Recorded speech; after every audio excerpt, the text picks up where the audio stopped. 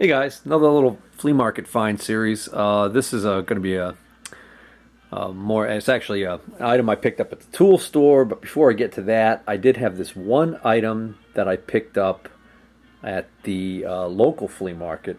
I got this off of the guy that I see there all the time. He's rarely there on Saturdays now because he's a full-time machinist and he's been working a lot of Saturdays. But I happened to stop in there on a Sunday and saw him there, and this is an item that he had just brought in. He actually had a big toolbox there that he was selling, but it wasn't a Kennedy. It was just an extra toolbox he had. But there were some items in it that he was keeping, and this was one of the items that I guess he decided to get rid of.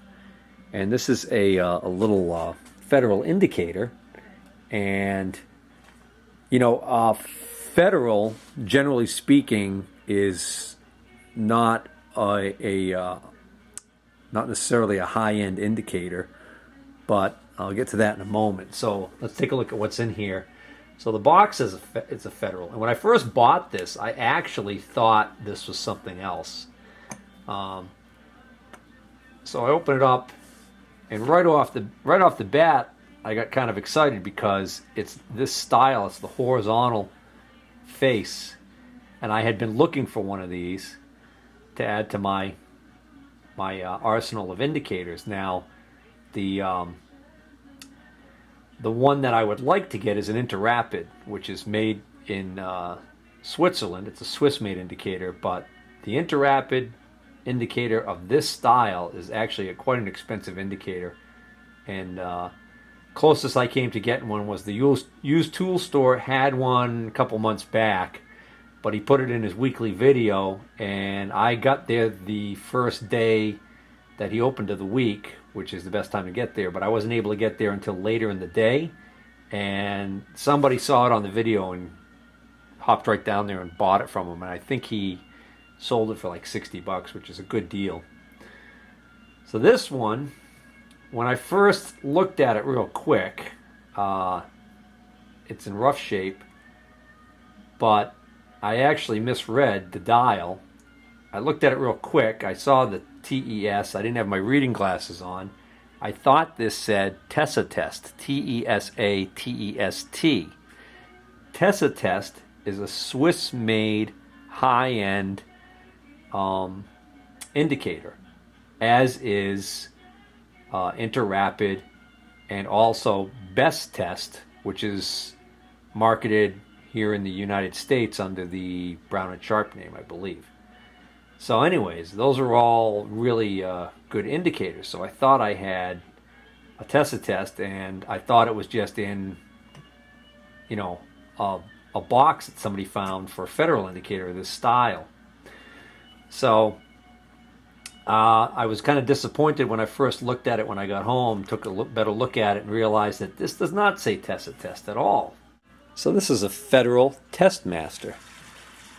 So I was wondering how good this was, and one of the resources that I like to use is there's a company, I believe it's called Long Island Indicator, and it's a company, I think that's the name of it. That's it, I guess, in Long Island, New York, and they specialize in service, calibration, and repair of indicators.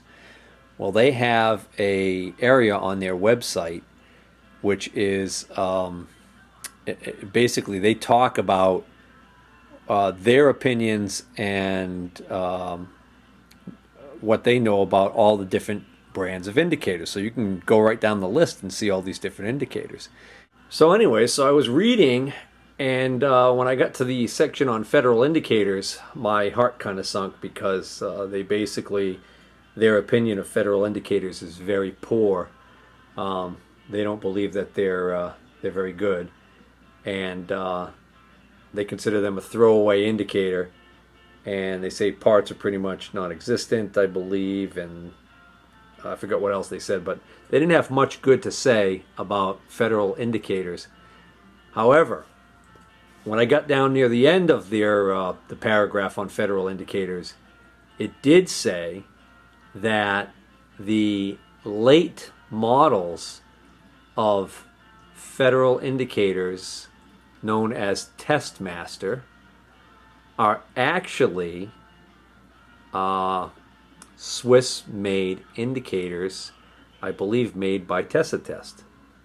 So I can't remember the name off the top of my, but it's one of the Swiss manufacturers is who actually makes this indicator. So this, even though it's a Federal, because it's a Testmaster, it's actually considered a high-end indicator. And you can see that it's 0.0001, so it's a 10,000th indicator. It's not without issues. The bezel is, or the crystal, for probably the dial cover, whatever you want to call it, is right here. But it keeps popping off. It doesn't want to stay on for some reason. So I'm not quite sure what the deal is with that. So I'm actually not sure whether or not I've got this correct, that this is a Swiss-made indicator, because it doesn't say made in Switzerland or anything like that, or Swiss anywhere on the dial.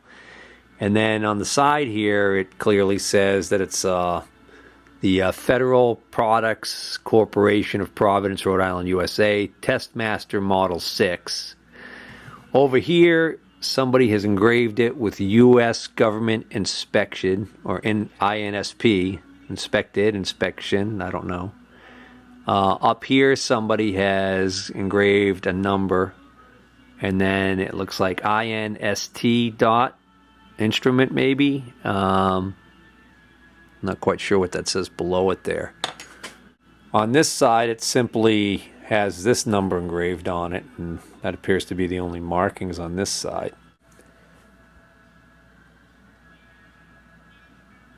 So I forgot if he even had a price on this or whatever, but because of the condition it's in, and because there's really nothing in here in the box with it other than there's a couple extra points here that may or may not go with this indicator. You sold me this for $5. So it seems like it might stick a little bit. I'm not mistaken, I think it was sticking. Yeah, it seems like it's sticking. So it might need some service. Don't know if it's even worth doing anything with. This might end up just being one of those deals where it's better to just have it. Oh, wait a minute. There we go. It's got that little friction break on the side there. Maybe that had something to do with it. No, I think it needs... Yeah, it needs a little love. Oh, here we go. Now it's working.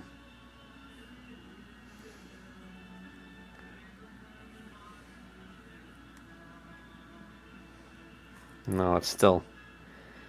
Yeah, it ain't right. So, I don't know. I think I'm probably just going to sell this as is on eBay, and I'm sure I'll get my more than my $5 out of it. So I was watching the weekly tool store video. He posts a video every week, pretty much without fail, the day before he opens on Wednesday afternoon, of whatever he picked up in the past few days that was new. So you tend to want to get down there bright and early on Wednesday when he's going to open the doors, and try and be even first in line if necessary, if it's something that really catches your eye. Well, I saw something caught my eye in the video, and I thought, oh, I'd be interested in that. But I knew that I was working that day, and there was no way I was going to get down there. So I ended up, the following day, I ended up calling over there because I was about 20 minutes away, and I didn't feel like driving all the way over there and finding out that it had been sold. And I called him, and I asked him if this item was still there, and he says, yeah, no, it's still available. So, sorry, I'm coming down to take a look. Told him I'd be there in 20 minutes, and I got there, and sure enough, it was still there. The item in question being, yep, you guessed it, another Canadian box. So, when he had it in the video, he had it closed up just like this, and he just mentioned that it was a Kennedy toolbox. And I took one look at it. I said, that looks kind of tall. I bet you that's an 11 drawer. So when I called him to see if it was still there, I asked him if it was an 11 drawer, and he said, I'll go check. So he couldn't even remember. So he went over and opened it up for me and came back. He said, "Yep, it's 11 draw." So, $150, the same price that I bought the last 11 draw from him. That I paid for the last one that I bought. But the last one, those of you who recall, or may recall or may not, the last one was even a better one. So that little slice of heaven over there is my best box. That's the 11 draw I bought from him last time he had an 11 draw, and that's a different model. That's actually a better model. Not only did he have the box, he had the intermediate box and the lower. I bought all of them, and the I don't even have it on there yet. I've got the side box that hangs off of the side of the lower unit. So that was quite the setup there. But I knew that if I wanted this 11 draw, even though nobody bought it on the very first day, I knew that if I wanted to have this 11 draw for myself, I was going to have to pay his asking price of $150. So I decided to, because it's a very clean condition, very good condition, and I figure this way I can just put together the whole idea of, I wanted to get a second 11 draw. Now I've got it, so I can pretty much now discount them when I see them. In the future, when I see 11 draws, I can pretty much pass them up unless it's a crazy good deal. And then, if that ends up happening, I can always sell one. Because this, even though this isn't as nice a model as that other one over there, 150 is still very reasonable for a clean 11 draw Kennedy like this. And there's a little bit of junk in here, so that's what the rest of this video is basically going to be, just going through and seeing what kind of little goodies are in there, if anything. Well, let's get the top compartment out of the way. So we got a couple of little books here. We got the handy reference guide from Valinite. So this might be interesting. This, according to this, it's $4. I got a feeling that maybe you get these for free if you bought enough Valinite cutting bits. Cutting materials, tool holders, milling information, drilling and tapping, machining data, reaming, machining data, troubleshooting, miscellaneous information, handy formulas. So that's not bad. I can probably put this to good use. Probably some interesting things in here. All right. Nice little laminated fraction decimal millimeter cross-reference chart with tap drill sizes on the back. They shovel it in, I shovel it out.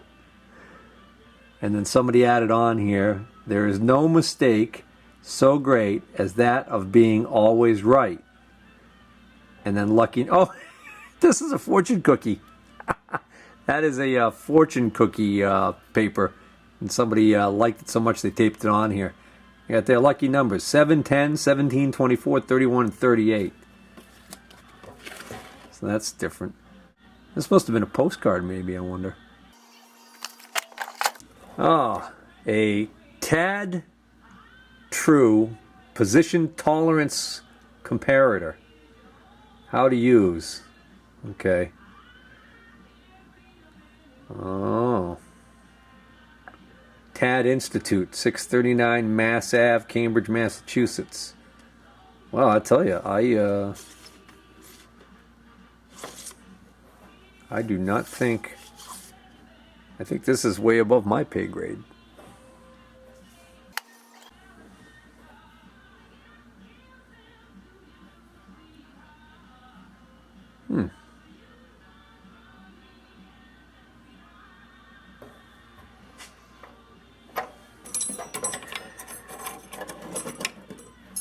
Needle files, the little pattern files, handful of those. Here is a Vermont gauge, brand new in the package, .208 plus. So if you had a set of Vermont gauges and you were missing one, I guess you buy it individually and that's how they would come. Oh, I asked him if he had the keys for this and he said no, but he's got he had some extra locks, so he actually gave me a couple of locks that he had keys for, I think, somewhere. I forgot what I did with them. But this, you just pop this clip out and this lock comes right out, so it's easy to change this lock. I probably won't even bother put. I don't have to worry about people. It's not like I'm working in a big shop where I got to worry about people stealing my stuff when I'm not around. It's just a rod of steel.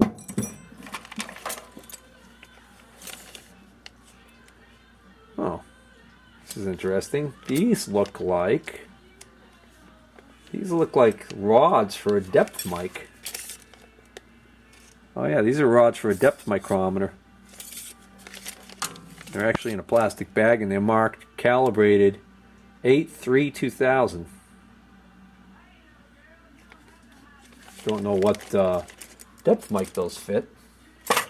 Here's somebody put a little countersink mounted in this. I wonder if this is just for reaching down and doing it by hand. Maybe somebody did that. That's just aluminum. There must be a dozen micrometer wrenches here, various types and styles. That one's got some kind of symbol on it I don't recognize. A lot of these are just unmarked, but I recognize these as being micrometer wrenches. Oh, there's a scribing arm or whatever you call it there for like on a surface gauge. That's sharp. And then the last thing in the top here, we've got this. Oh, look at this. Here's more pins. These are also .208. Isn't that what the other one was? I wonder why so many .208 gauge pins. And then this box of what looks like might be gauge pins. .513 plus. I wonder who makes these. Tell you what, there's some nice looking gauge pins in this box here. There's at least 15 or 20 of them. Oh. That's nice. I don't know what the deal is with this. This says Finn, F-I-N-N, Tool and Instruments, Canada Park. No. Ganja Park? No, I don't know what that says. Something Park, California. What is this? It's part number on the bottom here on this sticker, but what's the deal on this thing? Here's the cover for it.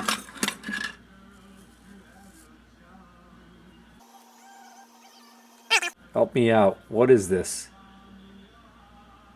I see a crosshairs right here, and there's a hole that goes right through this, and this just appears to be it's got these knurled edges here which make me think this is so you can grab it.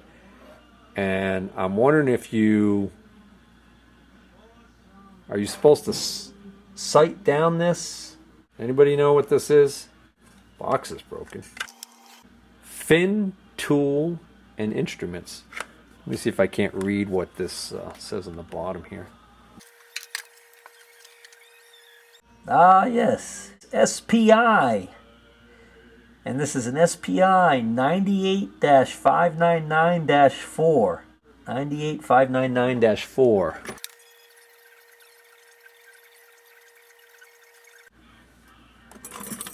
It's an optical center punch.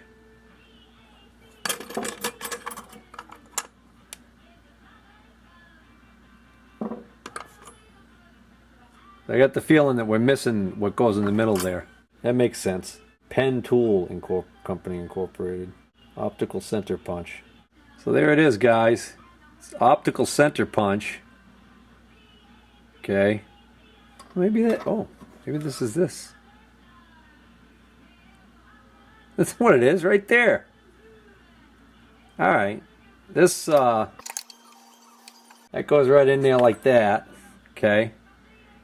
And then what you do is you hold this, you look through the clear part of it, and you get your crosshairs right on where you want to make your punch mark, and then you tap this and it punches it.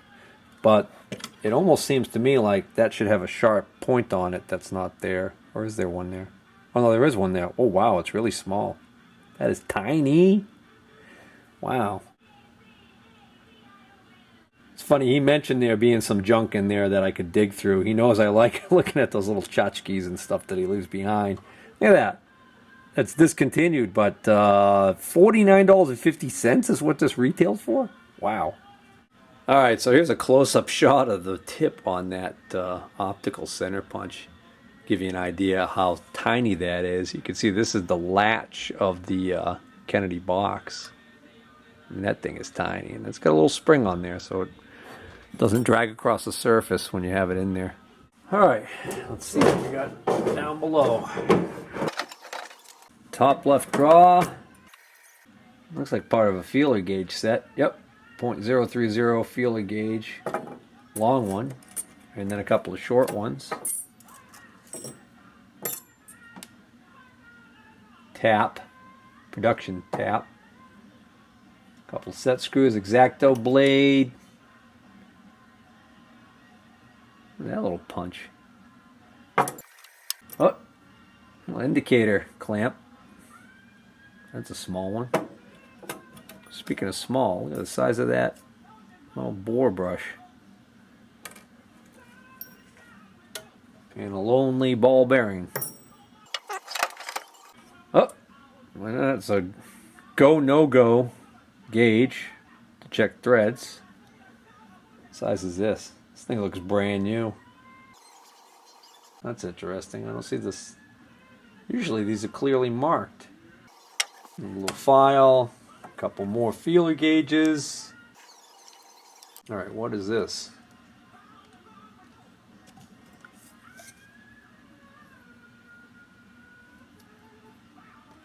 Is this some sort of wax or something? Doesn't have any smell to it. I don't know what this is.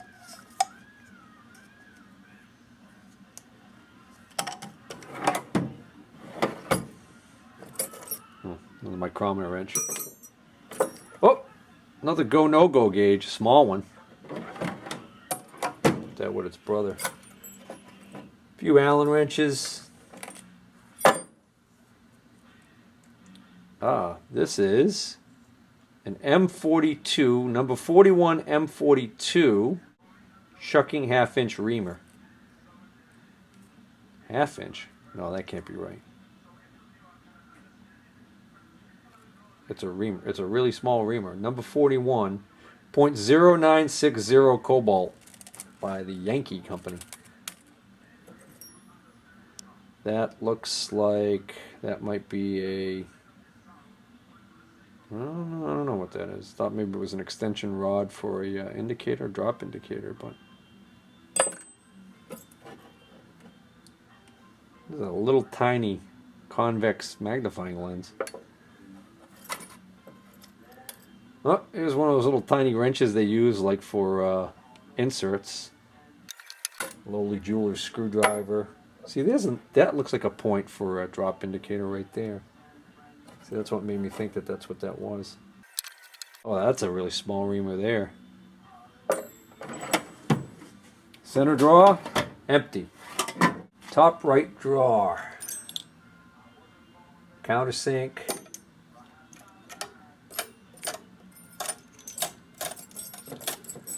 Bunch of miscellaneous little rods, but see how these are stepped?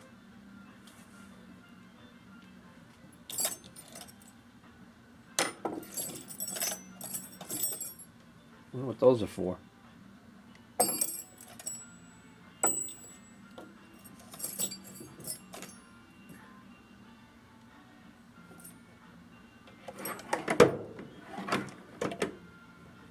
Ah, nail polish.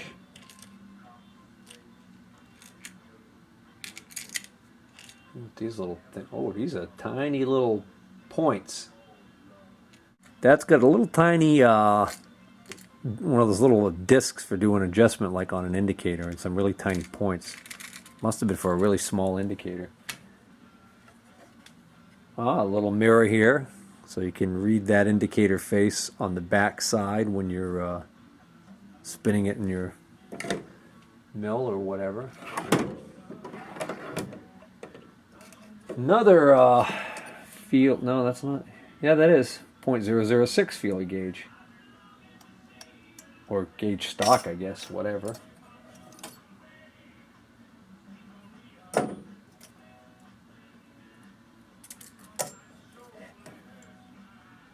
Oh, I know what that is. That's a tip for a deburring tool, one of those ones that you like that sound effect? A couple of jeweler's screwdrivers, some miscellaneous nothing. These might be, oh, that might be, that looks like it may have screwed on to, I wonder what the heck you would use that for.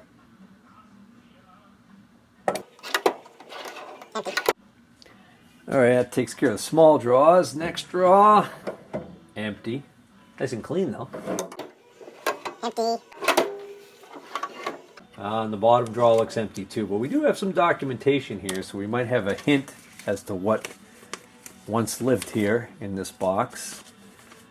Digimatic micrometer. This is a Mitutoyo, this is the instructions. Digital Mitutoyo caliper. I'm sorry, micrometer. Okay. Mitutoyo. Mitutoyo. What's this here? Oh, this looks like it's just the non-English instructions for the same Mitutoyo micrometer. So, but the micrometer is not in there. Oh well. So that's it.